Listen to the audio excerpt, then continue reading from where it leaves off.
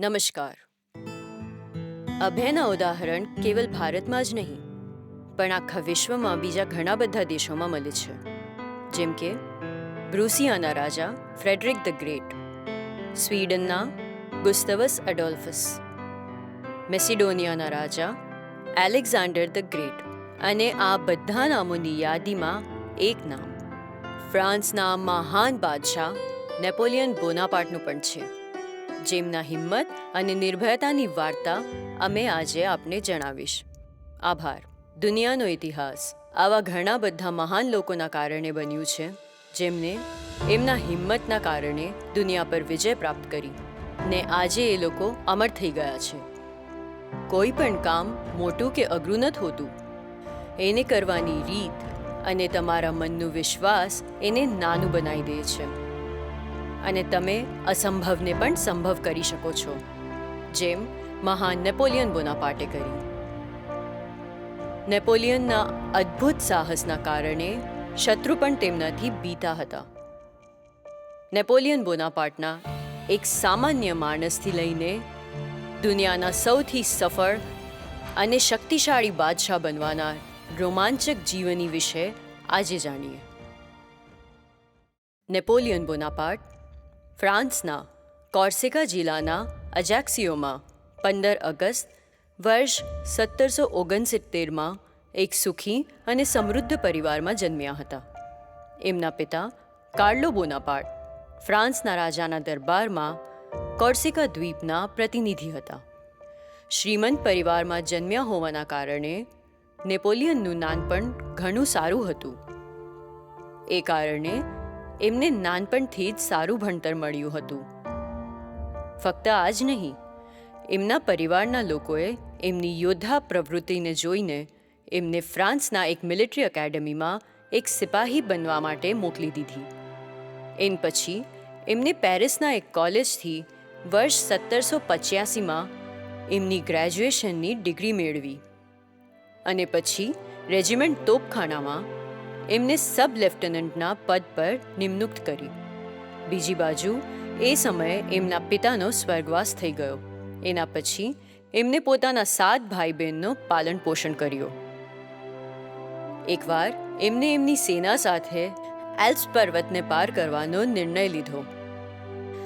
આટલા વિશાળ અને વિરાટ પહાડની અસંભવ લાગતી ચઢાઈ સરળ ના હતી. એમની સેના મુશ્કેલી અને મૂંઝવણમાં હતી. જ્યારે એમની સેના ઉપર ચઢી રહી હતી ત્યારે એમની નજીક એક વૃદ્ધા આવી અને બોલી, "કેમ મરવા માંગે છે તું? આ અસંભવ છે."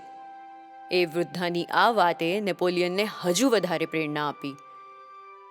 એમના હીરોના હાર કાઢીને એ વૃદ્ધાને પહેરાવી દીધી અને બોલ્યા, "આભાર, તમે મને હજુ વધારે હિંમત આપી. જો હું જીવતો રહ્યો તો તમે મારા વખાણ કરજો."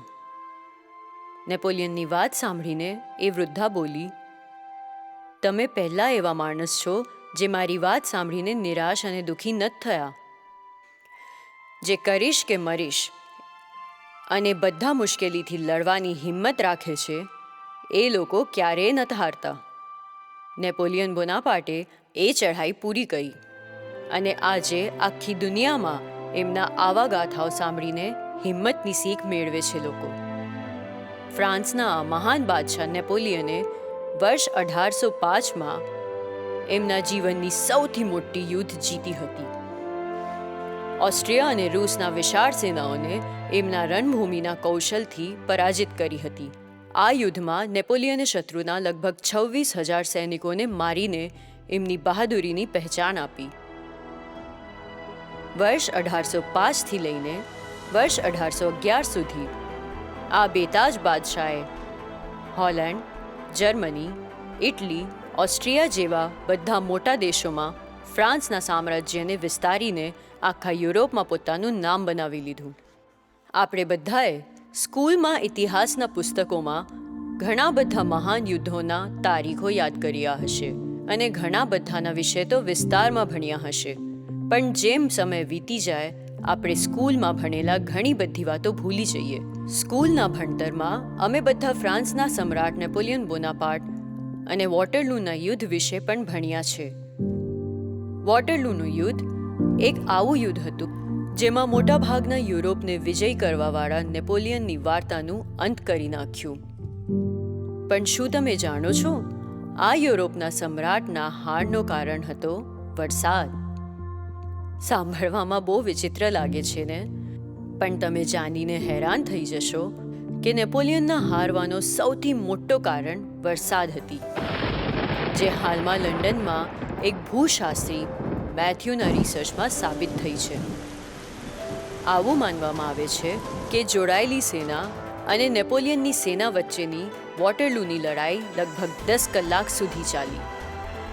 ઘણા ઇતિહાસકારનું માનવું છે કે જ્યારે વોટરલૂની લડાઈ થઈ ત્યારે ભારે વરસાદ પડી રહી હતી, જેના કારણે નેપોલિયનના સેનાને લડવામાં તકલીફ થઈ રહી હતી. યુદ્ધના સમયે નેપોલિયનની એક ભૂલ આ પણ માનવામાં આવે છે કે એમને એમના ઘોડસવારોનો ઉપયોગ બહુ મોડેથી કર્યો, જેનું લાભ વિરોધી સેનાના સૈનિકોને મળ્યું. માટી ગીલી હોવાના કારણે નેપોલિયનના સેનાના સૈનિકો નબળા પડવા લાગ્યા. જો કે એ સમયે નેપોલિયનના હારવાનું કારણ મોસમ હતું એ નથી બતાવ્યું. વોટરલૂના યુદ્ધમાં હાર્યા પછી બ્રિટને નેપોલિયનને લગભગ 6 વર્ષ સુધી દક્ષિણી એટલાન્ટિકના સેન્ટ હેલેના નામના દ્વીપ પર કેદ કરી રાખી, અને પછી વર્ષ 1821માં પેટમાં કેન્સર હોવાના કારણે આ મહાન બાદશાહનું નિધન થઈ ગયું. આ રીતે નેપોલિયને એમના જીવનમાં પોતાના અદ્ભુત અને આશ્ચર્યજનક શક્તિની પહેચાન અપાવીને યુરોપના ઘણા બધા જગ્યાઓમાં પોતાનું નામ રજૂ કર્યું અને ઇતિહાસના સૌથી મહાન બાદશાહ પણ બની ગયા. નેપોલિયન બોનાપાર્ટના જીવનથી પ્રત્યેકને પ્રેરણા લેવી જોઈએ.